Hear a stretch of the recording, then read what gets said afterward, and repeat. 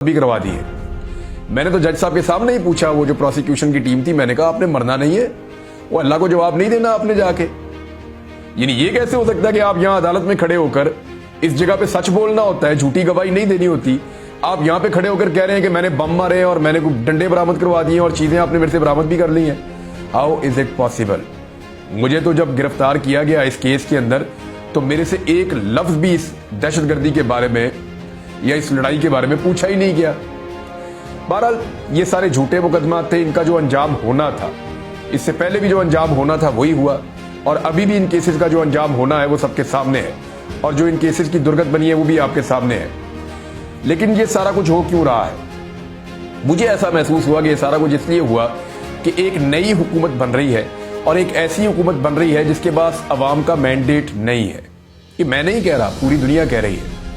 मैं नहीं कह रहा, पाकिस्तान के तमाम सहाफ़ी, चाहे वो पीएमएलएन के कैंप में हो, यानी कई ऐसे सहाफ़ी हैं जो पीएमएलएन को, नवाज शरीफ को, शहबाज शरीफ को बहुत पसंद करते हैं, लेकिन वो भी अपने मुंह से कहते हैं कि बदतरीन धांधली की गई है पीएमएलएन की हुकूमत बनाने के लिए। ऐसे सहाफ़ी जो पसंद करते हैं, इमरान खान के मुखालिफ हैं, वो भी ये कह रहे हैं कि इमरान खान के साथ बहुत बुरा सलूक हुआ इस इलेक्शन में, और उनका जीता हुआ इलेक्शन उनको हरवा दिया गया।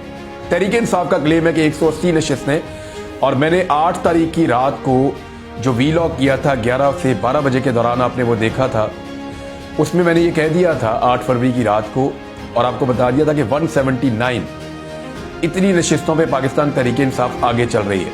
अब तहरीक इंसाफ का क्लेम है कि 180 या इससे ज्यादा नशिस्तों पर वो जीत रहे थे, और उनके पास 2/3 अक्सरियत बड़ी आसानी के साथ मौजूद थी। तो तहरीक इंसाफ की 2/3 अक्सरियत उनके बकौल छीन ली गई, और ये जो अक्सरियत है इसको सादा अक्सरियत में कन्वर्ट करके पीपल्स पार्टी में, पीएमएलएन में और बाकी जमातों में ये सीटें बांट दी गई। फजलुर रहमान साहब को इन सीटों में हिस्सा नहीं मिला। जब फजलुर रहमान साहब को उतना बड़ा हिस्सा नहीं मिल रहा जो वो एक्सपेक्ट कर रहे थे, तो उनका जो फ्रस्ट्रेशन है या गुस्सा है वो आपको आजकल दिखाई दे रहा है। वो गिले शिकवे भी कर रहे हैं, इदारों से कर रहे हैं, निज़ाम से कर रहे हैं, और बार बार वो ये कह रहे हैं कि उनके साथ ज्यादती हुई है और वो इस धांधली को तस्लीम नहीं करेंगे। ये जनाब फजलुर रहमान साहब कह रहे हैं। अब हुकूमत जब बन रही थी तो मुझे ऐसा लगा कि आवाज़ों को दबाने के लिए मुझे उठाया गया, और भी सहाफ़ियों को गिरफ्तार किया गया। इस्लामाबाद में गिरफ्तारी हुई, बाकी सहाफ़ियों को हरासा किया गया, थ्रेट किया गया। सहाफ़ी बार बार इसके बारे में बताते रहे। तो एक तो मैं शुक्रिया अदा करना चाहता हूँ तमाम सहाफ़ियों का, ख़ास तौर पर जिन लोगों ने आवाज़ उठाई पूरे पाकिस्तान के अंदर, और बिलखुसूस उन सहाफ़ियों का जो मेरे लिए अदालतों में आए, ख़ास तौर पे कोर्ट रिपोर्टर्स, करंट अफेयर्स के एंकर्स, और ऐसे एंकर्स जो इंफोटेनमेंट के प्रोग्राम्स करते हैं, वो भी हमारे बहुत अच्छे दोस्त हैं, वो भी आए। जो लोग सोशल मीडिया के ऊपर अपने वीलॉग्स करते हैं, प्रोग्राम्स करते हैं, वो भी आए।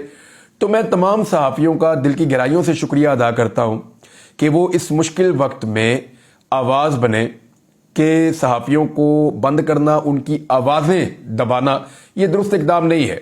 अब धांधली की बात खाली मैं तो नहीं कर रहा, पाकिस्तान के हर शहर की गली कूचे की दीवारों पे लिखा हुआ है कि जीता कौन है। यानी जो शिकस्त है, ये लफ्ज़ पाकिस्तान में सामने दीवार के ऊपर लिखा हुआ है, पत्थर पे लकीर लिखी हुई है कि कौन सी पॉलिटिकल पार्टी पाकिस्तान में इलेक्शन जीती है। बच्चे बच्चे से आप पूछ लें, गली गली, मोहल्ले मोहल्ले के अंदर, हर शहर के अंदर, हर कस्बे के अंदर, हर गांव के अंदर, हर बंदा आपको बताएगा कि ये इलेक्शन इमरान खान की पार्टी जीती है या इमरान खान की हमायत याफ्ता उम्मीदवार जीते हैं। लेकिन साथ ही आपको वो ये बताएंगे कि उसके बाद एक धांधली हुई, फॉर्म 45 के बजाय फॉर्म 47 जारी की।